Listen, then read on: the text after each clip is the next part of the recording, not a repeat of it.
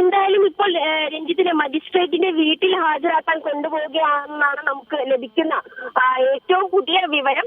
എന്തായാലും ഇതിൽ നിന്നും രക്ഷപ്പെടാനുള്ള ഒരു സാധ്യത രഞ്ജിത്തിന് വളരെ കുറവാണ്. കാരണം കഴിഞ്ഞ 2 കേസുകളിലും അതിലെ കാലതാമസം, പരാതി ലഭിക്കാനുണ്ടായ കാലതാമസം ഉൾപ്പെടെ വലിയ രീതിയിൽ ചർച്ചയായിരുന്നു. അത്തരത്തിലുള്ള കാര്യങ്ങൾ, നടപടിക്രമങ്ങൾ, പോലീസ് മൊഴിയെടുപ്പുകളിൽ ഉൾപ്പെടെ, അതുപോലെ തന്നെ ആദ്യ കേസിൽ ഈ ബംഗാളി നദിയുടെ കേസിൽ അവർ പരാതി പിൻവലിക്കുകയായിരുന്നു.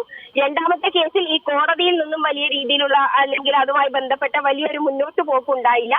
പക്ഷെ ഈ കേസിൽ ആ രീതിയിലല്ല, കൃത്യമായ തെളിവുകൾ ഉണ്ടെന്നാണ് നമുക്ക് മനസ്സിലാക്കാൻ സാധിക്കുന്നത്. എന്തായാലും ആ രീതിയിലാണ് പോലീസിന്റെ ഇതുമായി ബന്ധപ്പെട്ട നടപടിക്രമങ്ങൾ. ഉടൻ തന്നെ ദ്രുതഗതിയിൽ ഇതുമായി ബന്ധപ്പെട്ട അന്വേഷണം, അറസ്റ്റ്, അതുപോലെ തന്നെ തെളിവെടുപ്പ് കാര്യങ്ങൾ എല്ലാം തന്നെ ഇനി പുരോഗമിക്കേണ്ടതുണ്ട്. എന്തായാലും സമയത്തിനകം മജിസ്ട്രേറ്റിന്റെ വീട്ടിലേക്ക് ആണ് ഇപ്പോൾ കൊണ്ടുപോകുന്നത് എന്നാണ് അറിയാൻ കഴിയുന്നത്. ഉടൻ തന്നെ രഞ്ജിത്തിനെ അവിടെ ഹാജരാക്കാനാണ് സാധ്യത. അതിനർത്ഥം ഇതുമായി ബന്ധപ്പെട്ട് വേഗം തന്നെ ഇതുമായി ബന്ധപ്പെട്ട് പോലീസിന്റെ കയ്യിലേക്ക് അന്വേഷണത്തിന് ഹാജരാക്കും എന്ന് തന്നെയാണ് മനസ്സിലാക്കാൻ സാധിക്കുന്നത്. അപ്പോൾ ഇതിനുമായി ബന്ധപ്പെട്ട കൂടുതൽ തെളിവുകൾ ചിലപ്പോൾ പോലീസിന് ലഭിച്ചിട്ടുണ്ടാകും എന്ന് നമുക്ക് കരുതാൻ.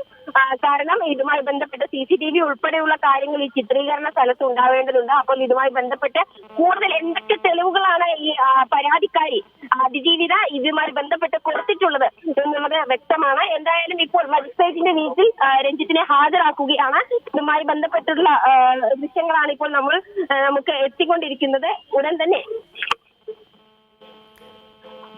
രഞ്ജിത്തിനെ ഇപ്പോൾ മജിസ്ട്രേറ്റിന്റെ വീട്ടിൽ ഹാജരാക്കാനാണ് പോലീസ് കൊണ്ടുപോയിരിക്കുന്നത്. സ്റ്റേഷനിലേക്ക് കൊണ്ടുപോയിട്ടില്ല. മജിസ്ട്രേറ്റിന്റെ വീട്ടിൽ ഹാജരാക്കിയ ശേഷമായിരിക്കും റിമാൻഡിലാകുമോ തുടങ്ങിയ കാര്യങ്ങളൊക്കെയാണ് ഇനി അറിയേണ്ടത്. എന്തായാലും ജാമ്യം ലഭിക്കാത്ത ഗുരുതര വകുപ്പുകളൊക്കെയാണ് രഞ്ജിത്തിനെതിരെ ചാർജ് ചെയ്തിരിക്കുന്നത് എന്നുള്ളത് കൂടി പ്രധാനമാണ്. എന്തായാലും ഇപ്പോൾ രഞ്ജിത്തിനെ മജിസ്ട്രേറ്റിന്റെ വീട്ടിൽ ഹാജരാക്കിയിരിക്കുകയാണ്. അതിന്റെ ദൃശ്യങ്ങളാണ് നമ്മളിപ്പോൾ കണ്ടുകൊണ്ടിരിക്കുന്നത്.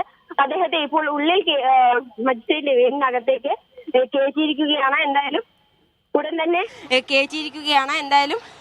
ഉടൻ തന്നെ പോലീസ് റിമാൻഡിനുള്ള അല്ലെങ്കിൽ പോലീസിന്റെ കസ്റ്റഡിയിലേക്കുള്ള കാര്യങ്ങൾക്ക് വാങ്ങിക്കും എന്നാണ് നമുക്ക് മനസ്സിലാക്കാൻ സാധിക്കുന്നത്.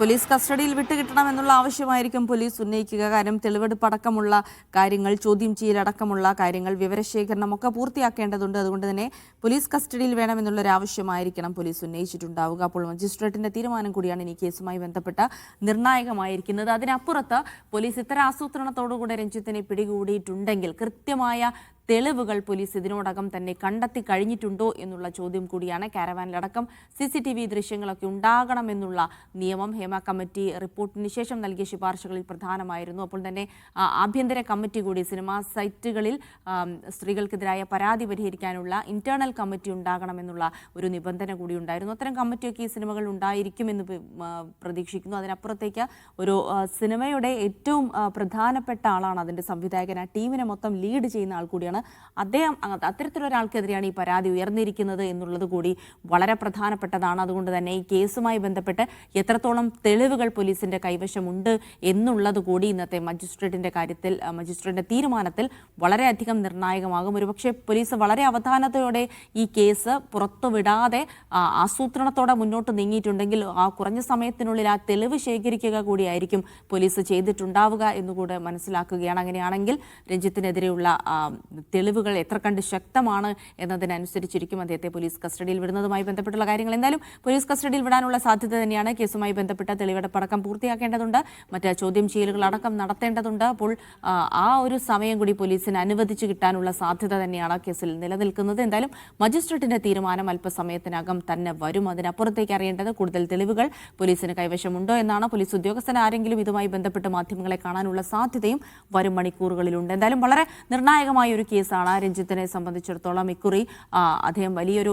അദ്ദേഹത്തിന് രക്ഷപ്പെടാൻ കഴിയാത്ത രീതിയിലുള്ള ഒരു പരാതിയും അതിനപ്പുറത്തേക്ക് കൂടുതൽ തെളിവുകൾ പോലീസിന് കിട്ടിയിട്ടുണ്ട് എന്നുള്ള വിവരങ്ങളും ലഭിക്കുമ്പോൾ വളരെ ഗൗരവതരമായ ഒരു കേസിലേക്ക് പോകുന്നു എന്നുള്ളത് കൂടി തന്നെയാണ്. ഒരു തെരഞ്ഞെടുപ്പ് അടുത്തിരിക്കുന്ന കാലത്ത് ഇതൊക്കെ പ്രതിപക്ഷം ഭരണപക്ഷത്തിനെതിരെ ആയുധമാക്കാം, രഞ്ജിത്തിനെ സംരക്ഷിച്ചു എന്നുള്ള രീതിയിലൊക്കെ കാര്യങ്ങൾ ഉയർത്തിക്കൊണ്ടുവരാനുള്ള സാധ്യത, അങ്ങനെ രാഷ്ട്രീയമായി കൂടി ഇത് ചർച്ച ചെയ്യപ്പെടാനുള്ള സാധ്യത കൂടി ഈ മണിക്കൂറിൽ കാണുകയാണ്. എന്തായാലും അല്പസമയത്തിന് ദിവസത്തിനകം ആ തീരുമാനമുണ്ടാകുമെന്നറിയുന്നു.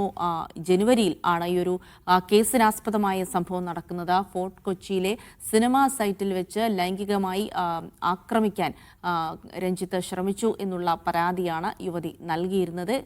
2 ദിവസം മുൻപാണ് പരാതി നൽകുന്നത്. 28-ാം തീയതി പരാതി നൽകുന്നു. പിന്നീട് പോലീസ് ആ പരാതി അതീവ രഹസ്യമാക്കി വെക്കുകയും അതിന്മേലൊരു പ്രാഥമിക അന്വേഷണം നടത്തുകയും പിന്നീട് രഞ്ജിത്തിലെ അറസ്റ്റ് ചെയ്യുന്നതടക്കമുള്ള കാര്യങ്ങളിലേക്ക് കടക്കുകയുമായി.